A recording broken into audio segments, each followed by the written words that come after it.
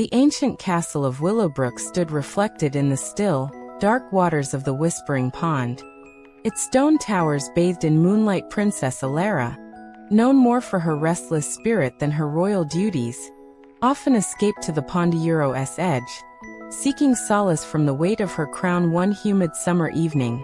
While skipping a smooth stone across the glassy surface, a small, vibrant green frog with unusually intelligent golden eyes hopped onto a lily pad nearby. Your skipping technique, he remarked in a clear, surprisingly gentle voice, is admirable, princess, but your wrist flicks too late. Elara gasped, nearly tumbling into the water, her heart pounding against her ribs like a trapped bird. Instead of screaming, a strange curiosity bloomed within Elara. You speak?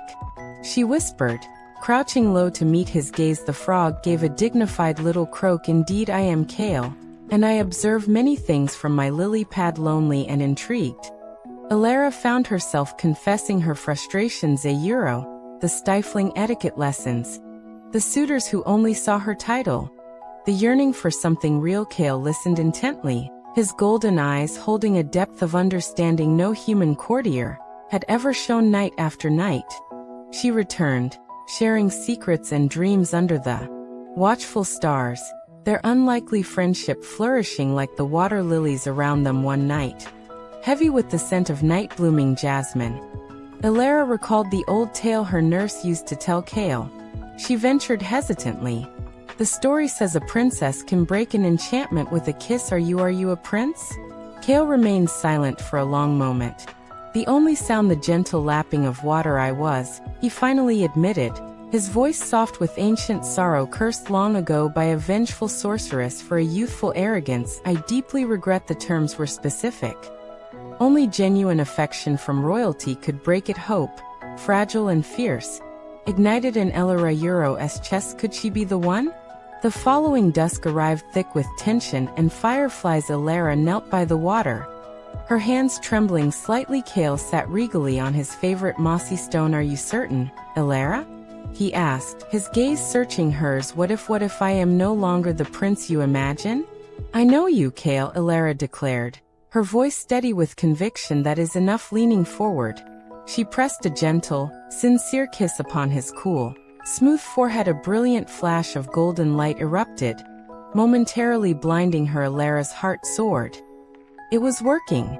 But as the light faded, gasping for breath, she found not a prince kneeling before her, but Kael, still very much a frog, looking up at her with profound sadness. Tears welled in Elara's eyes, spilling over onto her cheeks. It didn't work? But I care for you. Truly I do. Kael hopped closer, his voice thick with emotion. Oh, Elara, it did work. The curse is broken. You freed me. Utterly confusion etched her face. But you're still I chose. Kael interrupted gently. In that moment of pure freedom, when the magic released its grip, I saw myself truly. Centuries as Kael the frog, they changed me. The prince I was is a distant memory, a ghost. This, he gestured with a small webbed hand at his green form. This pond, the starlight on the water, the rhythm of the seasons from the reeds. This is my life, my reality. To become a man now would feel like dawning another, heavier curse. Silence descended, filled only by the night chorus of crickets. Elara stared at her friend, truly seeing him for the first time.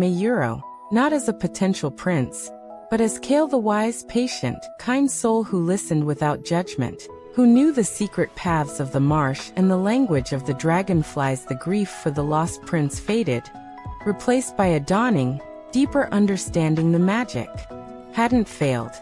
It had succeeded in revealing a profound truth. Her affection hadn't transformed him.